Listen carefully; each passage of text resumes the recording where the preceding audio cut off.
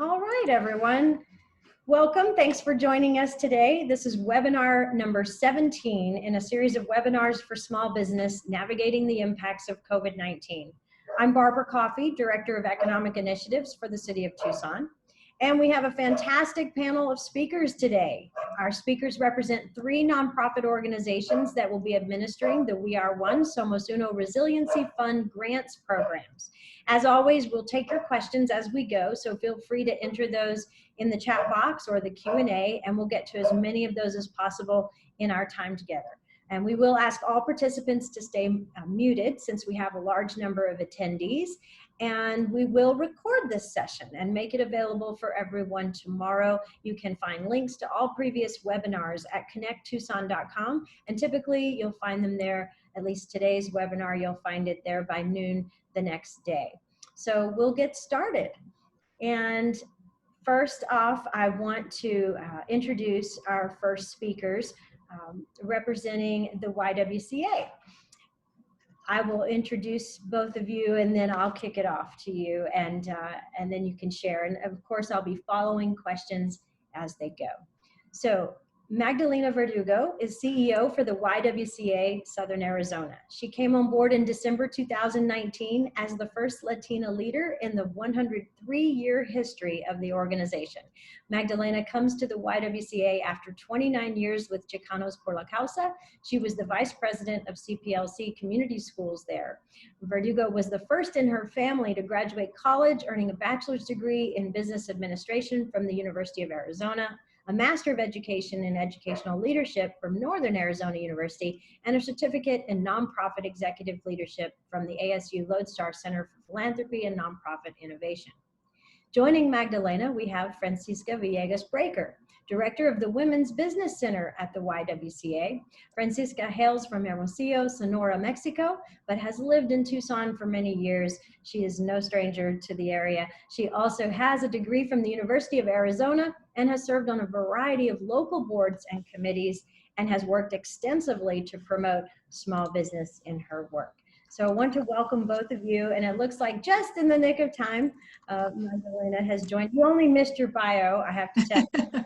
So that's all good, but we're just so pleased to have the partnership of the YWCA for this important effort, the Somos Uno Resiliency Fund grants, a long-awaited program. So I'm pleased that you'll be able to kick us off and share a little bit. What I'd like to do is have you start by sharing about the small business continuity grants, the program guidelines and application process, any details that our businesses might need to know in order to take advantage of this opportunity. So with that, Magdalena, if you'd like to go, or Francisca, I'll let you both take it from here. Francisca, do you want to start? Sure, I can start. This is my second presentation of the day, so I'm ready to go. Thank you so much for the opportunity. We're so grateful, and I know that the community, the businesses, they need all the help they can get. So this is truly a blessing for the businesses. I do have a short presentation. Would you mind if I share the screen? Okay.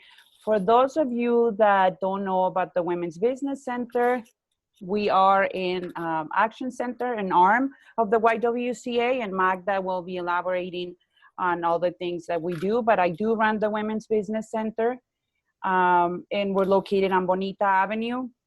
I don't want to bother you, and you know how to read, but we are funded partially by the SBA. We've been around for a long time, and we provide technical assistance, marketing, all the help that small businesses need in order to run a successful business. Let me see what else. It's a no-cost training. Again, business counseling and training. We do help everyone, not just women, but we happen to be the Women's Business Center. Our mission is educate, mentor, and cultivate women entrepreneurs as they, and I can't read the rest, but we're here to help. We're definitely here to help the community, especially in this difficult time. We used to get this question a lot. Do you help men? Yes, we do help guys too. We help them start a business, grow and sustain the existing businesses. So we don't just help startups, we also help second stage businesses.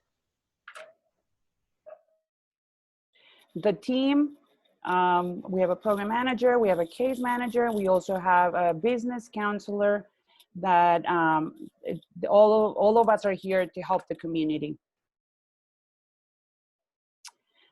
Classes, we host a lot of classes throughout the year, but I just wanted to list the immediate ones. So we do orientation every other week. We help with one-on-one appointments. We help with financial literacy, QuickBooks, and Dream Builder. And we also teach our businesses about time management, especially with everything that's happening. They're having a hard time managing family, work, the business. So they're doing three things. So we're really trying to help them strategize their time. And this is a one-page business plan that we go over during the orientation, and it really helps them put all the ideas in one page to see how viable it is. Upcoming events, as you can see, we have things happening. Everything is done through Zoom. We're not hosting any classes at the moment in person. Please like us on Facebook. That's where we post all the events, and Instagram. And thank you.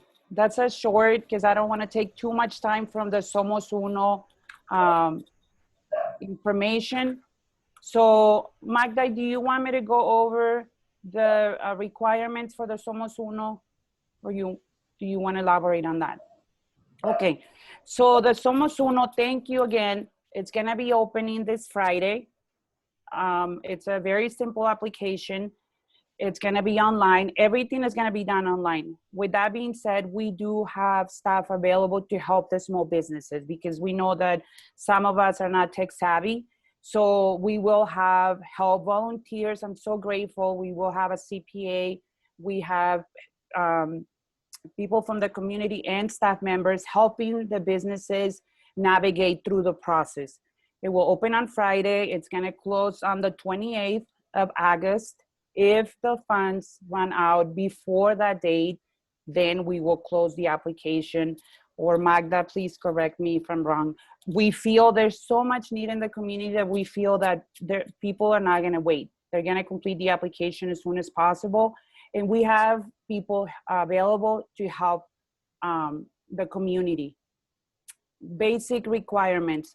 If you were in business before the pandemic, you were obviously affected by it, right?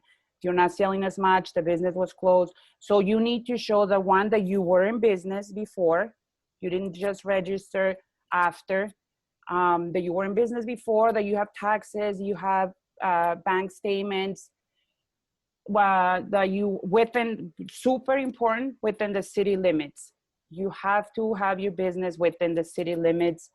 And we're here to help you. So if you don't have a perfect, complete file, but you are in business, that's number one. You are within the city limits, and you have some sort of bank statements, because you have to have a bank statement, right? Like a business account.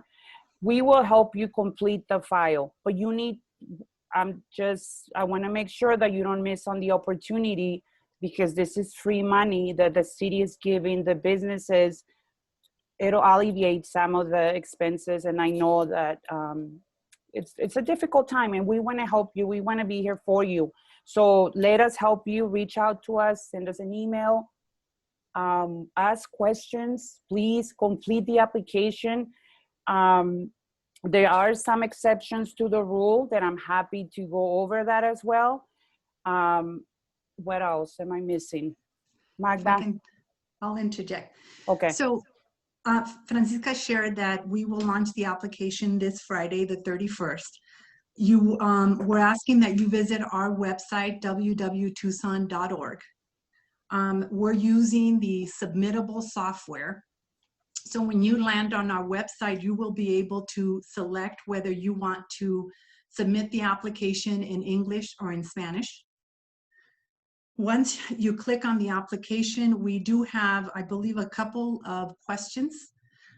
because we want to make sure that you qualify for this grant. One of them is that you have less than 50 employees, that you've been in business prior to February of 2020, that you were not the recipient of a PPP EIDL advance loan, or I think Rio Nuevo.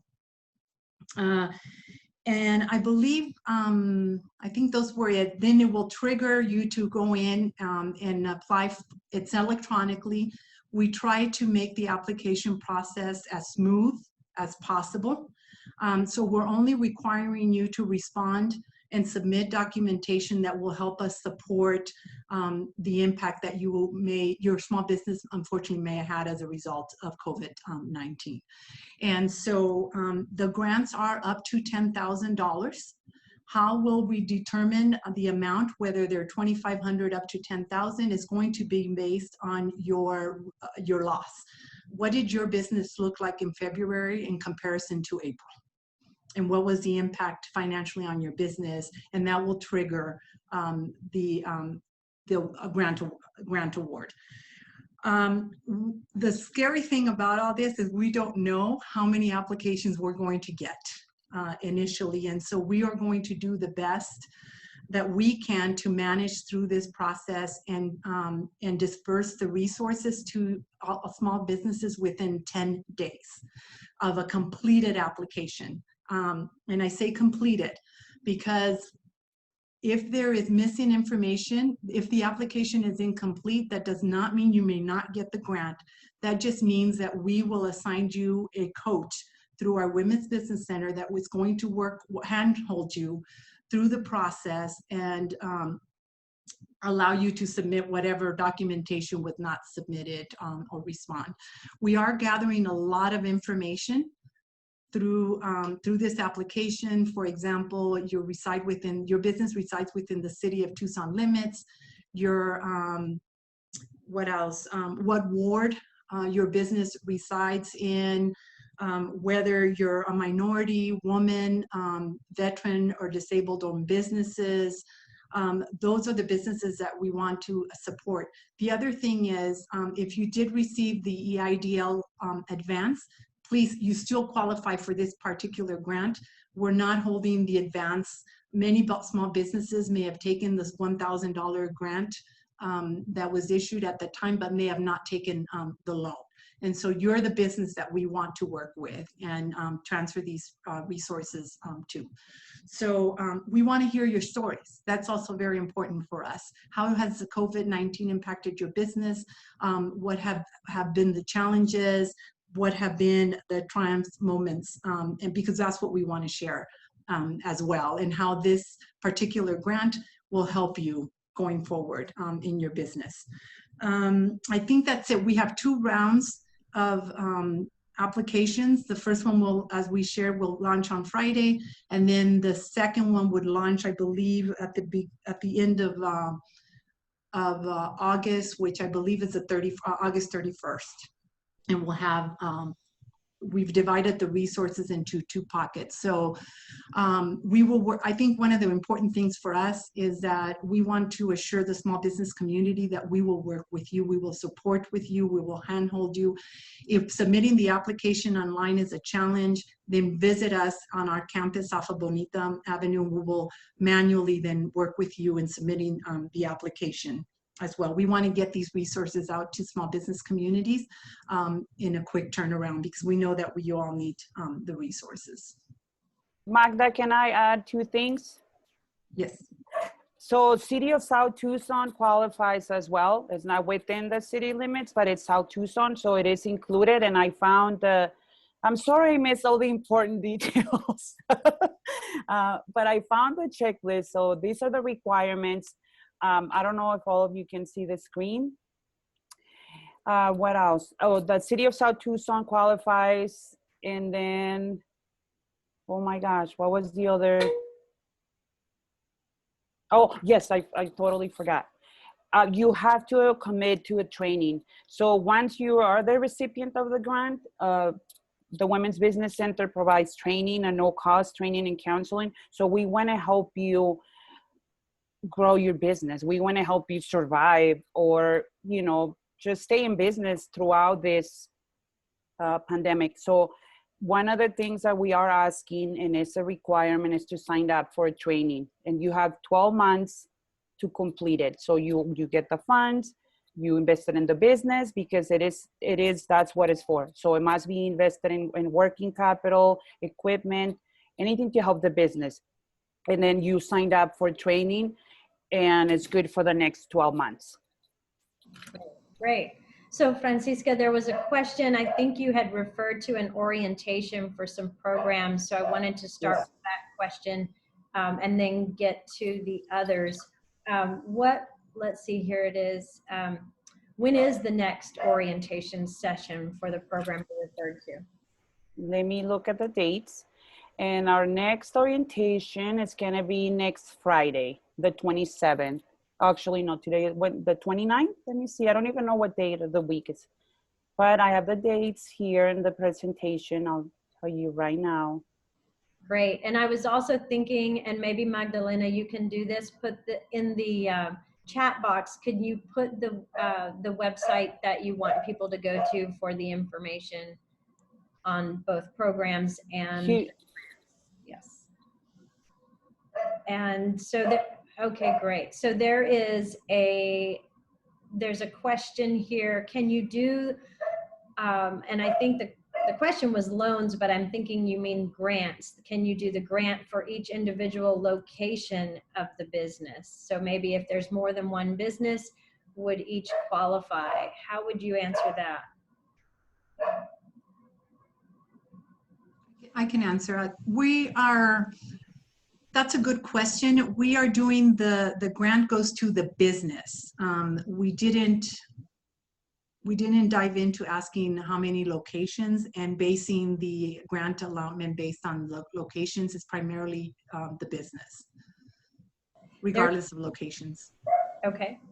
So there is some question about a business that's received PPP or EIDL, and I think you mentioned EIDL is okay if you had received that. The IDL advance is okay. So we know with IDL, you could apply for a loan, but you didn't actually have to take the loan. But there was what they call the EIDL advance that was given out that could be anywhere from 1,000 to 10,000 depending on employees, excluding that amount. So basically, if you took the advance but didn't take the loan, you qualify for this particular grant. Okay. I know, and I read the comments. I know there's a lot of stress out there and some that still need funding. And I think that the goal of the program was to be sure that that some funds, whether loans or grants, right, were able to be accessed by as many as possible. So I think, correct, again, the reason the mayor and council chose that criteria, and so I know that you know, maybe a challenge for some who would still need access, but hopefully we'll have other resources. There's still other grants and loan programs and opportunities in the area, and one of our next webinars will talk about that. Again, I think Michael Tucker, the website, I don't think Tucson.org was the right location, so they're going to put the website in the chat box. If you could, Francisca, do that, or Magdalena, that would be great. I just did, yeah. Perfect. And then we will get, Debbie asked about nonprofits. We're going to segue to that in just a minute. So you're going to hear about the program for nonprofits. And now it looks like we can make that transition. So Friday, we've been excited to get to this point, and I know you all have worked so hard in the background putting things together for this to happen. So so that's good news. So with that, I am going to segue, and goodness, if I can talk. So hang on just a second. Well, that's a first. I've been without words. All right, here we go. So I'm going to turn us over to Clint Mabey. Clint serves as president and CEO of the Community Foundation for Southern Arizona. Over the last decade, Clint and his team have nearly doubled the assets of the foundation and have quadrupled the amount granted annually to community programs. He has been part of many successful collaboratives, including the MAP Dashboard Project, Pima Alliance for Animal Welfare, the Nonprofit Loan Fund, and Elder Alliance, to name a few. Clinton started his nonprofit career in 1992 after having been in advertising, commercial real estate, even a high school teacher in Chicago.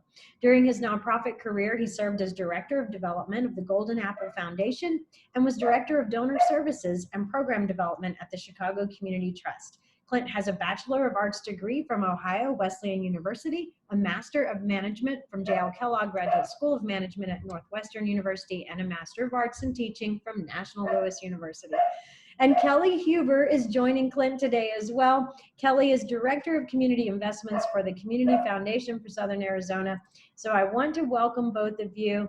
Clint, Kelly, let's start us off a little bit of background on the grant program and your application process for nonprofits. So who would like to go first?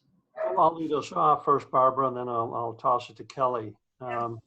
As most of you will be aware on this call, we started a couple of funds in response to the emergency one for event relief for nonprofits and the other for nonprofits on just helping those that are serving the most vulnerable. I mean, we're glad to say that we've given out about 1.5 million between those two funds. And in doing so, we developed a great relationship with the mayor and the We Are One Somos Uno Resiliency Fund. With that, this fund will complement what we are already doing. Obviously, because of the fact this is coming from the government and we have to report back to Treasury, there'll be a different application process for this because we have different materials that we have to get back to the city and then to the Department of Treasury. So we have a similar time frame to the Y in that we will open on the 31st. Our applications will close on August 28th. You will go to our website, and we'll post it here on the chat, www.cfsaz.org, to access that application. And just like the Y, there'll be the questions that you have to answer in going through just to make sure you're eligible for the grant. And to add on to that our other money is still available and open. So we are in the midst of refunding and replenishing the supply as we understand these needs are going to be around with all of us for a long time. And this money that we're partnering with the city is very important in continuing that moving forward. So that will all be online, and we'll have much of the same limitations that came from Treasury on who we can grant to and who we can't.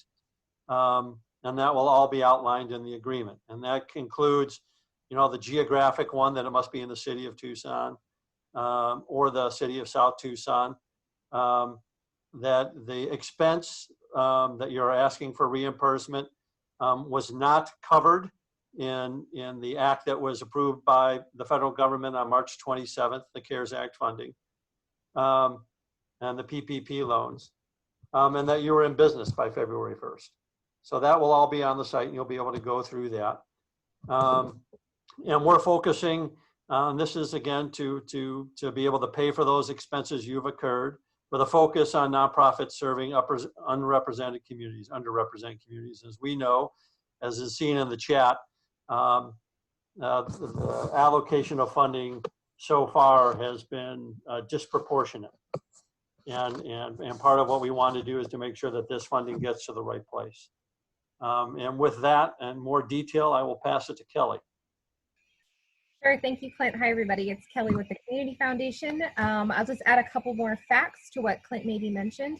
Again, our application, as a reminder, will be opening on July 31st. I put the website for the Community Foundation for Southern Arizona in the chat box. Also, I'll put my personal email in that chat box too. If you are a nonprofit and would like to reach out to me regarding any sort of qualifications. I did see on the participant list, there is quite a few names that I do know from the nonprofit community. So the big requirement, I know today we're talking about individuals, small businesses, and also nonprofits. So again, just to reiterate, we are the place if you're looking for assistance for your nonprofit organization that has been directly affected by COVID. So as Clint mentioned, these expenses will have to be documented expenses. Some examples of those kind of expenses would be paying for payroll expenses, public health expenses, different things associated with keeping your nonprofit open in order to be in compliance with different federal and city mandates. So those are the kind of things that you can request as part of this application. It is a little bit confusing when you go to our website because we do have multiple opportunities for COVID relief. So please, if you're a nonprofit organization, know that there is multiple avenues. This one again will be listed as the Somos Uno Resiliency Fund application, and we'll have a little bit stricter guidelines and additional questions. All of our application process will be online, very much the same as the YWCA and the Women's Foundation. We use a different platform. They use Submittable. We use a platform called Common Grant Application. I believe the Women's Foundation is also using the same platform. So if for some reason you're applying as an individual through that one, and then you're also applying through us as a nonprofit, you'll need to make sure that you really carefully watch that platform. But all the information on how to access that platform is available on our website. We do really strongly encourage you, again, if the application, we don't want the application to be a barrier for anybody. So if you do need technical assistance to help fill it out, we are here for you. We have a whole team of people waiting for you to help you through that process. I think the other thing is our application will close on the 28th of August. Grant awards are up to $20,000 per nonprofit organization. I'm happy to take any questions in the chat box regarding details on it. But again, very same guidelines as the YWCA and the Women's Foundation you'll see in terms of geographic limitations and what funds can be spent on. So thank you. Fantastic. Awesome. There's just a couple of questions here.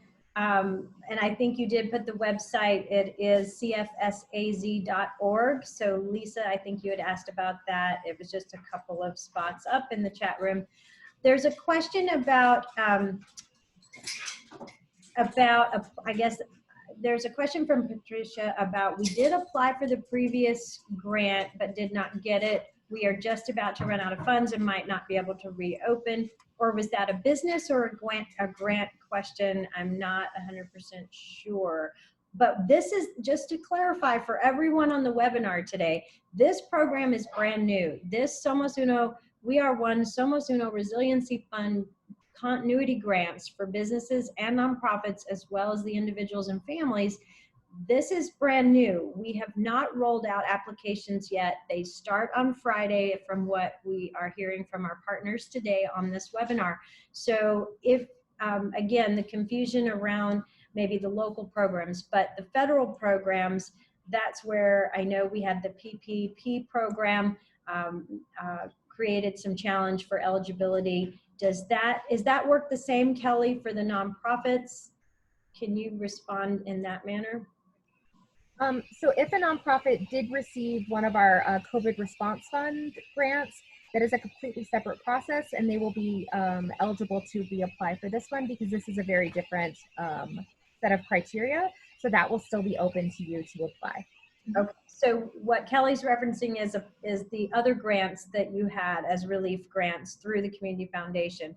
So again, just to clarify, this is a different program, so feel free to move through the process. There's a question from Thomas about C4 and C6s are both eligible. I can answer that. Only 501c3 organizations are eligible. So the 501c3 status needs to be met. Kelly's put her email there as well if you want to reach out to her directly. And then there's a question from Lisa. Will the CFSA grants be awarded over the course of August, similar to the YWCA, or will applications be reviewed at once after August 28th? So how will you review, on a rolling basis or all at once? Our hope is right now we're going to review them all at once and do, as Magdalena or as Francisca said, we'll probably have two groups of it happening. So we'll do one in the beginning, and then we'll do another one in a few months later. But we will be reviewing applications at once. I believe we'll be accepting applications a second time, depending on how much funding is available at that time. But we'll probably be announcing all of the awards at one time and not a rolling basis. Okay. And then one more question from Carol on whether you're eligible if you have received the EIDL, the Emergency Injury Disaster Loan. That's also a federal program. How does that work for nonprofits? Are you? I think I have to look into that, and probably Barbara, that's a question I need to go back and ask you in terms of the guidelines for the city. So I'm not sure if I have an answer. I think whoever asked that, feel free to reach out to me or put your email in the chat box and I will get back to you on that question. Okay. Okay, great. I know that with the YWCA, the way they were handling that, Magdalena had said if they took the grant portion of the EIDL and not the loan, then they could continue. And again, I just want to reiterate, I believe the emphasis for mayor and council was to be sure that some funding, some financial resources would be available to as many folks as possible, right? So many of you have been able maybe to take advantage of some of the federal programs or our direct loan program or other opportunities to help you survive this pandemic. And then there are many that have not had any financial assistance. And so I think that's just something that that mayor and council was very aware of and sensitive to as they roll out the Somos Uno Resiliency Fund efforts. I know that Nicole has shared, is there a way to share with council and decision makers about the qualifications for grants, not to exclude PPP recipients if they're still in need. I know in their case, gyms were first to close and last to open and shut down again. And so they have some challenges, much like the restaurants as well, not even allowed the partial operations like restaurants. And that PPP was limited to coverage from March 17 through May 31. Nicole says that the secondary mandatory shut down June 1 through August 15th, additional 1.5 months of mandatory shutdown with no assistance. So it does encapsulate the severe challenge that this is. But again, it's important just to note that this is the guidelines that mayor and council have given us. All right, so I'm still following questions, and we'll do that. And then we will talk a little bit about programs for families and individuals. So with that, I will introduce our next speaker. Dr. Krista Millay, Vice President of Community Impact for the Women's Foundation of Southern Arizona. Krista brings over 15 years of experience as a researcher, teacher, and program manager to her role at the Women's Foundation. Prior, Krista served as the director of the Women's Resource Center at the University of Arizona for nearly 7 years. Krista completed her Doctor of Theology in Philosophy, Theology, and Ethics from Boston University. At the Women's Foundation, Krista is responsible for providing strategic leadership and direction for the Foundation's grant writing, grant making programs, and research initiatives, as well as leading community outreach and engagement, including fostering dialogue and collaboration among grantee partners and other organizations that lift up women and girls. So welcome, Krista. Thank you for joining us this afternoon. And I'm going to put you on deck to share about the grants for individuals and families that will be available through the Resiliency Fund. So if you'll start that discussion and share the highlights of that program, that would be fantastic. Krista? Thanks, Barbara. Hi, I'm Krista with the Women's Foundation, as Barbara said. And we try to move the economic needle for women and girls through grant making, research programs, and legislative advocacy. Let me share my screen with you all here. Okay, so our fund, again, is for workers and families. So this program is for individuals over 18 years of age and families who live in Tucson and South Tucson who've experienced financial hardship due to COVID-19 and have not yet received any state or federal relief money. Qualifying individuals can receive a one-time payment up to $700, and families can receive up to $1,200. So who is eligible for this grant fund? Individuals and families may be eligible to receive funding from this fund if they live in eligible zip codes in the corporate limits of the city Tucson or South Tucson. They are over 18 years old as of the opening date of the applications, and ours is still to be determined in collaboration with the city. The individuals have experienced financial hardship due to COVID-19, but have not received any other COVID-19 relief money from the state or federal government. And no more than 2 families per address are allowed to receive a grant from this fund.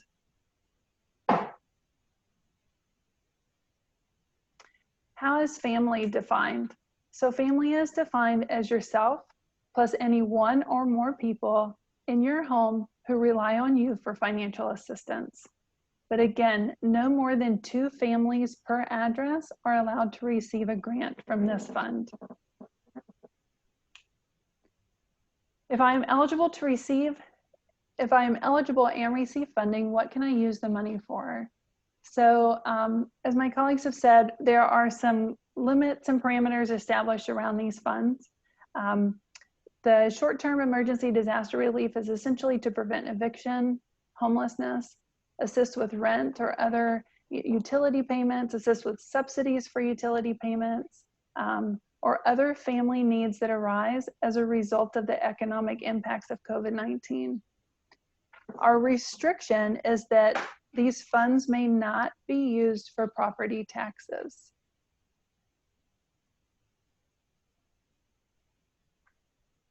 How will I receive the money? If and when your application is approved, a check will be mailed to your residence address as listed in your application. However, there is an option within the application to indicate if you prefer to arrange for a pickup at an in-person site. And that site will be determined based on the zip code that you indicate in your application. Which zip codes are eligible? These are the zip codes. I'll refrain from reading them all, but if anyone is looking for their particular zip code. And again, your city must be Tucson or South Tucson. And I'll stop there and just say, folks can apply on our website, womengiving.org. I'll put that in the chat. And as Kelly said, we also link to Common Grant Application, an application website. So once people go to our website, then they'll click the link and it logs them to the application, which will be available in English and Spanish. And we will be reviewing the applications on a rolling basis, probably daily or every other day with some kind of very frequent rhythm until the funds are exhausted. Fantastic. So there is a question from David. So I'll start there. Asks, does the assistance also include the additional stimulus funds combined with unemployment? So I'm thinking he's asking if he would be eligible if he's received some of the other benefits that come with unemployment. That's a good question. I don't know if employment is specifically indicated, but we have been directed that folks cannot have received other state or federal COVID relief funding. So let me check into it. If that person can put their email address in, or as Kelly did, I'll go ahead and enter my email address. I'm happy to look into that one specifically. You know, I'd hate to get it wrong and tell the person one way or the other, but I'm thinking that unemployment is different than federal or state COVID relief at this point. Sure. So Diana asked, can you give an example of who would qualify for the funding?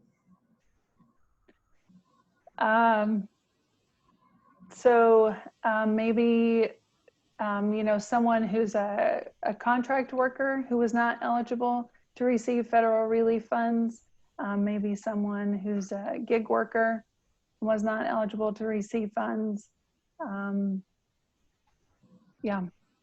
Okay. If you haven't received any state or federal funds, for whatever reason you were not eligible, you're over the age of 18, and you live in Tucson or South Tucson in those stated zip codes, then you are eligible to apply. $700 as an individual or $1,200 for a family if you have other individuals in your house who rely upon you for financial assistance. All right. So it looks like we've answered most of the questions there. And what I thought I would do is really tie this all together, since all of you do so much work with businesses and individuals in your day-to-day efforts, yeah, I thought it might be nice to share, and maybe Krista, you can start with any other programs or resources that might be available through the Women's Foundation, for example, to those who are experiencing hardship right now due to this impact of the pandemic or other impacts, right? So maybe what are some things that your organization assists with? So we're not really a direct service organization. We're a grant maker. We do a lot of research. We do a lot of legislative advocacy, but we do run a few programs. And so of interest to folks might be our Pathways program that is available for single mothers with small children. It enables them to go back to school for a one-year certificate in very defined fields of study that move them into careers that we have identified have high local demand and also pay a self-sufficient wage. So if folks are thinking now, if we have any single mothers out there who are thinking now is a good time to go back to school, shoot us an email. We'd be happy to connect you with more of that information. That's great. And I know there's a couple questions. One was about providing the link. I think that meant for the application. It will be on our website. I'll put it again just so that people can see. Right. And then Lisa has asked, are individuals eligible if they did not receive state or federal assistance, but others in their household or family have? As an individual, then yes. Then they could. Mm-hmm. And there was a question, does the Women's Foundation assist only women or also men? These funds are available to everyone. Great, great.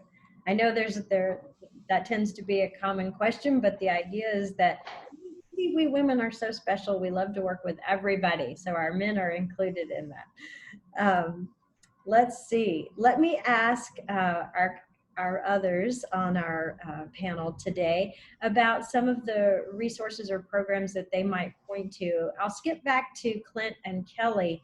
Are there some things that the Community Foundation can assist with, or even just provide guidance? I mean, sometimes I think about maybe the nuggets of wisdom right now for nonprofits as they navigate this time. Kelly, Clint, what would you have to add to that? I'll hopefully give a couple nuggets of wisdom, and then I'll pass it to Kelly. Right when the crisis started that week of March 9th, we set up a community resource website. So you can go to our website, and it just has a link to different things happening in our community and resources in the community. And then also a link to the financial institutions and others still providing PPP relief.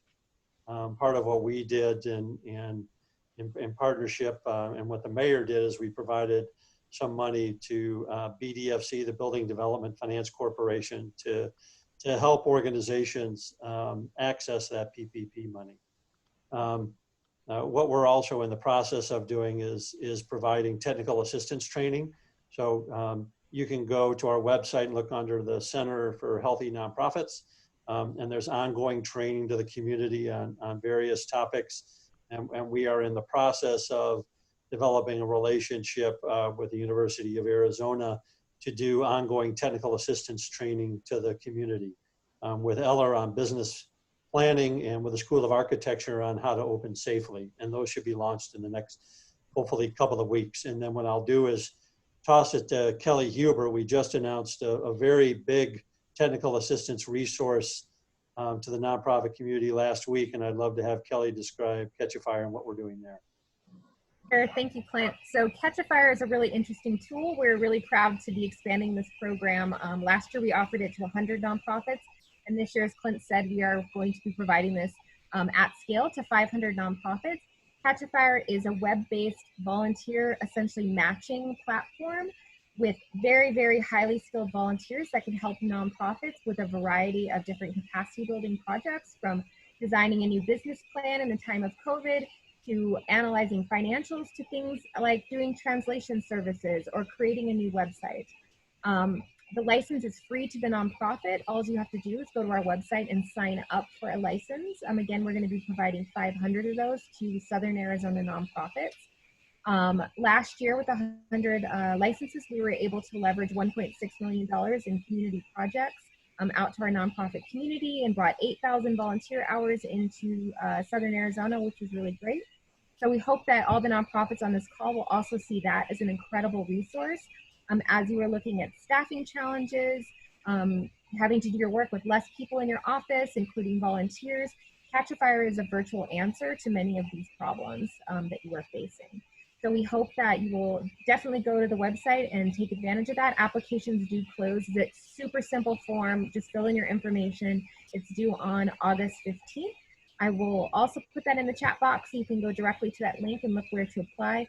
But we hope that you will also take advantage of that because it can help your nonprofit in just amazing ways.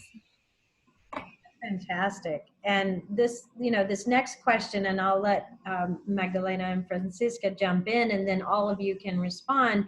Here we are in July, almost August now, almost August of 2020, and most people are beginning to write off the year, so to speak, right? So my question is the focus now on 2021, or how do we salvage the remainder of this year? What would you say to businesses who are trying to, look at the next 6 months? What should they be focusing on? Francisca, Magdalena, yeah, do you want to go? I'd like to go first. Some of the things that we're doing is to help our businesses transition to sell online. Some of the tools came from the city. Thank you, Barbara. You and I work closely to help promote the small businesses. We also trying to help them how to open safely, how to protect their employees, how to protect themselves. And I know it sounds easy for me to say this, but how to be creative. If you were left with all this inventory, if you have all these produce or meat that it was frozen because you had to close your restaurant, maybe you can collaborate with other small businesses. We're also trying to help them set up a web page, use Uber Eats, all those applications that are going to allow them to really, the only option right now is to sell online, right? So really think outside the box, and I encourage them to reach out to us. I'd like to be challenged. If I don't know the answer, I promise to find it, to find the resources. That's why we're here. We're here to help the small businesses, and don't give up, because I mean, that's you have to think creatively. You have to ask for help. You have to be comfortable with technology.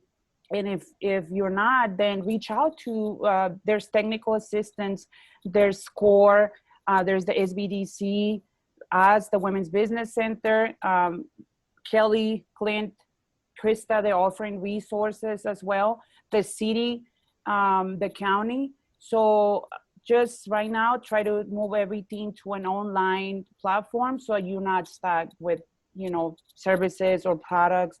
Just be creative, and we're here to help you. Fantastic. That's awesome. Clint or Krista, anything to add as we look at I just add, it's a hard time. I mean, all of us are working through this week by week. The sands keep on changing. It's really, really hard to do planning when the sands change so much. So one is just the realization that nobody is operating at normal. We're providing grants, we're providing technical assistance. Can we make up for 50% of earned income going away overnight? We can't. In what we are encouraging the community to do, actually, if you look, charitable giving is up 4% nationally. Our donors in the last 3 months have given away double what they did the previous year. Are they going to make up for that 50% shortfall? No. But the fact is, this pandemic has affected everybody in such an individualized way. They understand the need in a new way. So reaching out to your constituency saying, we need you to donate the value of your annual membership this year. We need you to buy the next season in advance, knowing it might not happen. The people want to give back at this time, and they're willing to give back. So reach out to your constituency, and they'll be willing to help in any way that they can. That's awesome. And that's great to hear the story of generosity that seems to be coming and really showing itself here in Tucson. So I'm pleased to hear your comments there. Krista, would you have anything to add as families navigate and try to take care of each other when some are out of work? I know you mentioned a couple of great programs, but what are some of your partner organizations helping you do and helping folks access during this time? Yeah, we partner with a lot of nonprofits here in Tucson. The women's, the YWCA is one of our longtime partners, and we're really proud of the work that they do. Compass Affordable Housing, Primavera, Emerge, lots of organizations are really still working to get direct services out to folks. So even though those are not our direct services, I would echo what my colleagues have said, that there are lots of opportunities. I think she froze up for a minute.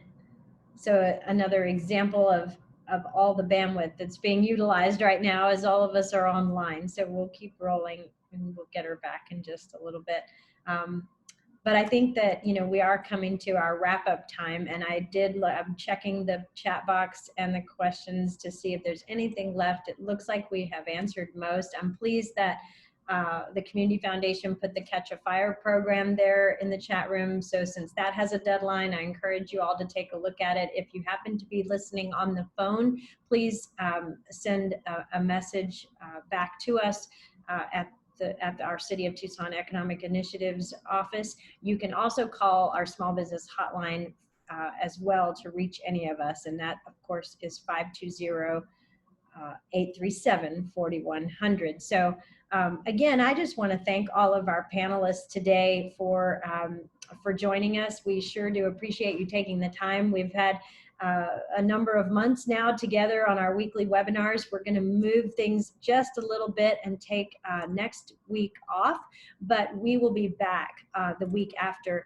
August 11th, we'll be back together at 3 p.m. and we're going to feature speakers again on more topics related to financial assistance resources. We have CPLC and Prestamos teed up. They're going to share about small business loan programs and new markets tax credits opportunities as well. In addition, PPEP, Micro Business and Housing Development Corporation, to share about their small business loan program that's available here to Pima County folks. And they were recently recapitalized by the U.S. Economic Development Administration. So we're very excited about that and want to support getting awareness out about their monies that are available to business. So be sure to register when you see the email in your inbox. And again, thanks to our panelists, and we'll certainly be in touch as the program moves forward, and we'll be promoting this wherever we can on our email notifications and our website. So you can check connecttucson.com for more resources for small business, and be sure to sign up for our newsletter there. So with that, I think I'll pull us to a close. Thank you, everyone.